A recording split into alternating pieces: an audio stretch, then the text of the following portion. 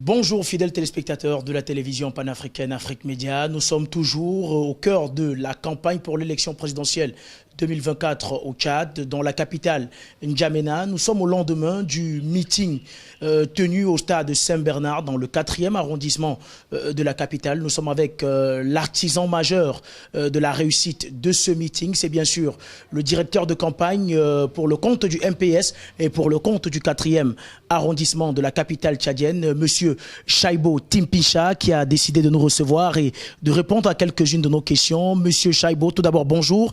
Merci de nous recevoir ici chez vous. Tout d'abord, au lendemain de ce meeting, ce giga meeting qui a en quelque sorte répondu à toutes les attentes, quel est le sentiment qui vous anime?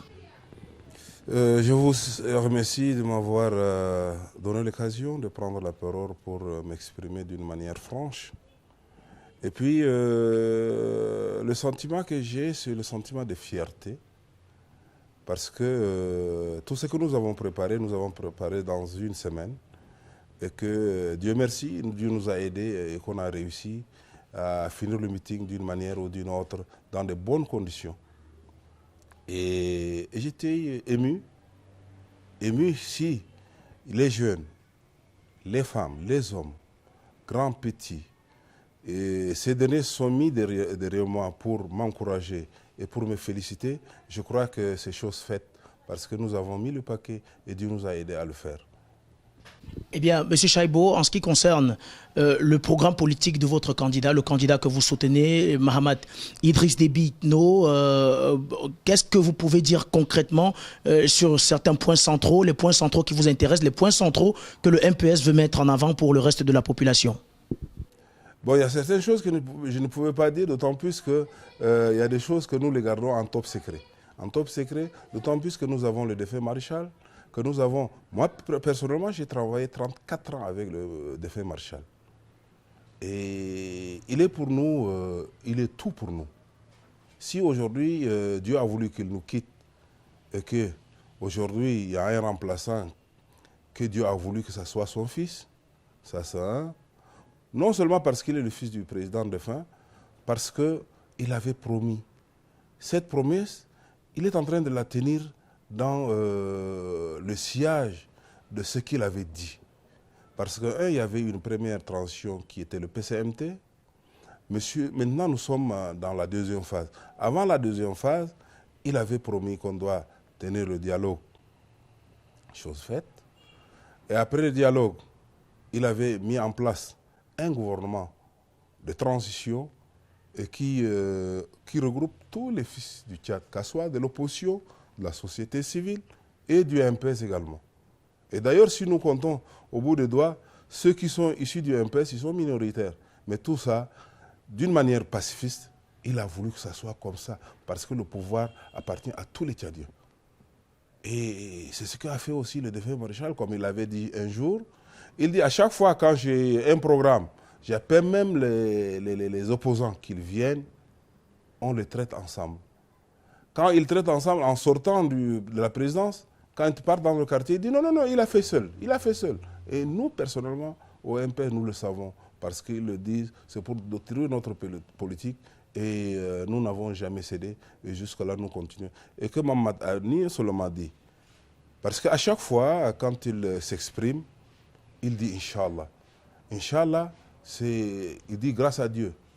Donc, c'est lui qui met au scène ce qu'il fait et qu'il demande la grâce de Dieu. Ce n'est pas un vain mot. Ça dit beaucoup de choses. Et pour notre candidat, Mahamat, je crois qu'il n'y a pas match. Il n'y a pas match. D'autant plus que nous avons en face de nous des opposants qui n'ont que leur parti dans leur sac. Peut-être même leurs enfants, ils sont de notre côté. Même leurs femmes, ils sont de nos côtés. Comment on peut les qualifier bon, un adversaire, il ne faut pas le minimiser. Mais je suis vraiment confiant que nous allons gagner au premier tour. On salue vraisemblablement cette confiance au premier tour. La date fatidique, c'est donc le 6 mai 2024. Vous, en tant que directeur de campagne dans le 4e arrondissement, quel est le message que vous pouvez passer à vos partisans et même ceux qui ne sont pas des vôtres, mais qui sont encore dans le doute? Doute, parce qu'aujourd'hui, si nous sommes en paix, parce qu'il faut qu'on se tienne à certaines des choses. D'autant plus qu'aujourd'hui, ce que fait Maman, il ne le fait pas pour sa famille, pas pour lui, pour nous tous. Parce qu'il faut voir tout autour de nous. Il faut voir la Libye, il faut voir le Soudan, il faut voir la Centrafrique. Une partie du Cameroun, il y a les Boko Haram qui menacent. Il y a une partie du Tchad, au fond, vers le lac Tchad, il y a les Boko Haram qui menacent. Parce que nous avons toujours les forces de défense et de sécurité sur les aguets. Ils sont là, tout le temps. Ça. De deux, ce que nous sommes en train de voir, et c'est ce que nous allons dire à nos partisans, c'est quoi? C'est de sortir massivement le 6 mai, voter notre candidat à midi pour un avenir meilleur. Un avenir meilleur. Parce que moi à mon âge, j'ai déjà 62 ans. Nos enfants qui ont péri hier, et aujourd'hui nous avons, parce qu'aujourd'hui je n'ai pas le doctorat, c'est parce qu'il y avait la guerre. Sinon je dois même avoir mon professorat. Ça n'a pas été parce que nous avons subi la guerre de 1979 jusqu'à nos jours. Parce que nous avons laissé l'école de côté, nous le peu que nous avons comme diplôme, nous sommes en train de chercher. Heureusement que j'ai fait un diplôme technique en bâtiment. Si c'était un diplôme qui doit être dans le machine, peut-être que ça serait dans les armoires.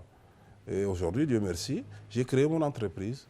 Et non seulement, je ne suis pas seulement le directeur de campagne de la commune du 4, je suis le secrétaire exécutif de la commune du 4e. Et j'ai été coordonnateur de ces 10 arrondissements pendant 8 ans. Je suis parti, ils m'ont relevé, et maintenant je suis revenu il y a seulement 4 mois. Et je remercie le bon Dieu, et je remercie le haut cadre de notre parti de m'avoir encore donné confiance afin que je dirige encore le 4e. Merci à vous, M. Chaibo, de nous avoir reçus. Je vous remercie. Et c'est à vous que je dois remercier, d'autant plus que vous m'avez donné l'opportunité de m'exprimer en 1-2 mots. Merci. Merci à vous également, fidèles téléspectateurs de la télévision panafricaine. Nous sommes arrivés au terme de cet entretien avec le directeur de campagne du 4e arrondissement de la capitale tchadienne, M. Chaibo Timpincha, qui a répondu à nos questions. Restez en compagnie des programmes d'Afrique Média qui se poursuivent.